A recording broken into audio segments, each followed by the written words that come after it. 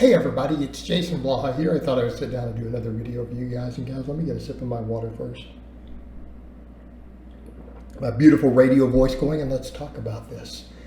You know, this is going to be a case where, sorry, yes, I still have that chunk of skin missing off the top of my head from scraping it on one of my Texas Power bars on Monday.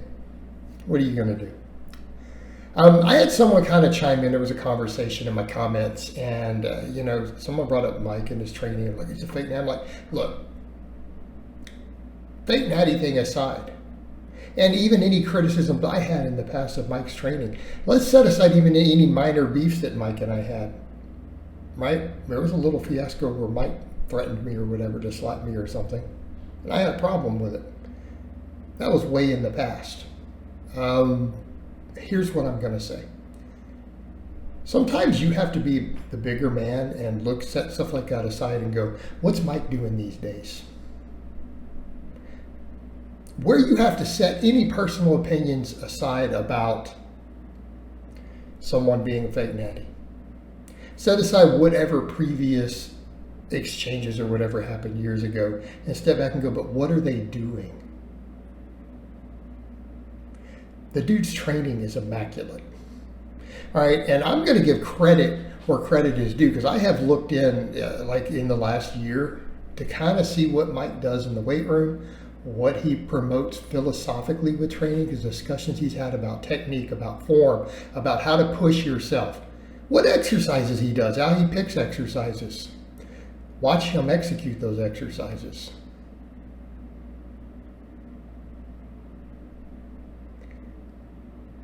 I'm going to go out on a limb and say, in spite of all that other stuff, Mike's training is pretty dang close to perfect.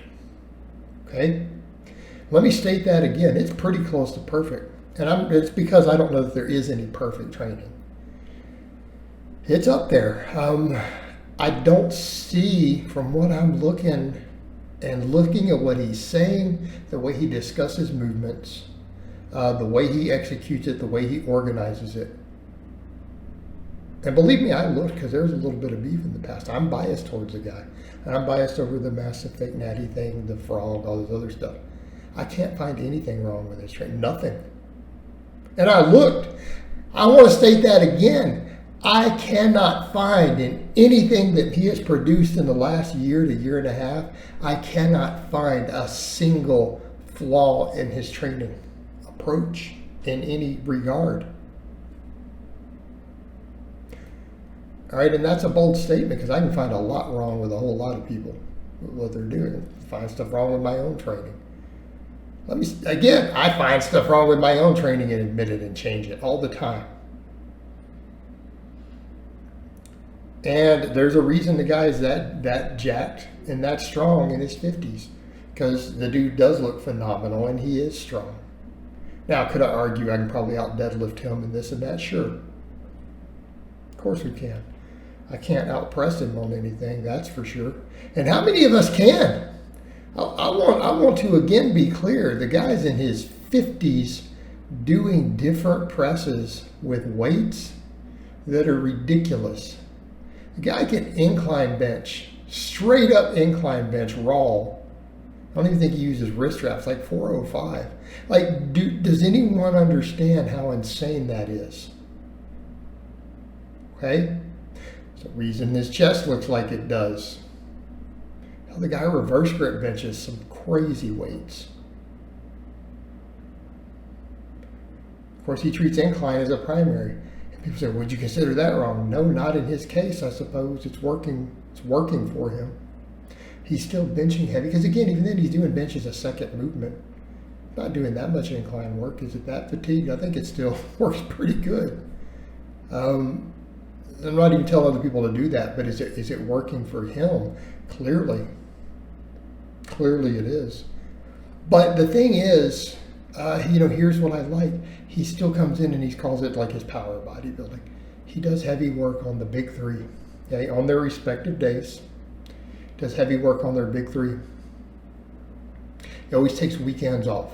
right? So the other thing, even though he does a fair amount of training, he's heavy, he does do 5 days a week, which I agree is the upper threshold anyone should be doing, even though I just rotated to that from 4.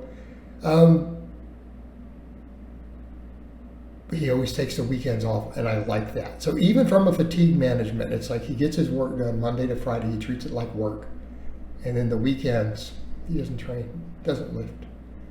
Lets his body heal, lets his body recover. So I like that fatigue management philosophy that he always takes the weekends off. His exercise selection is always good. He always works muscles from multiple angles. He always starts with the big heavy movements. He does a nice job of them, even when he does some of the stuff, like I've argued in the past about the way he was doing box squats. I watched some of his box squats more recently, and they actually look pretty good. Some I saw a few months back. So if someone is doing something that you're a little critical of, box squatting too high, tapping, all that nonsense, to try to lift a weight that they really can't lift, that was what I was critical of, but then in the future you see them doing better, are you going to be critical of the past version of another human being even though they've changed? Come on.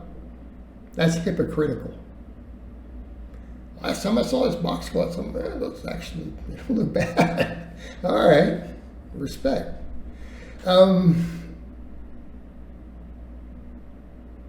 Selection is good. Exercise selection is good. The exercise orders are good.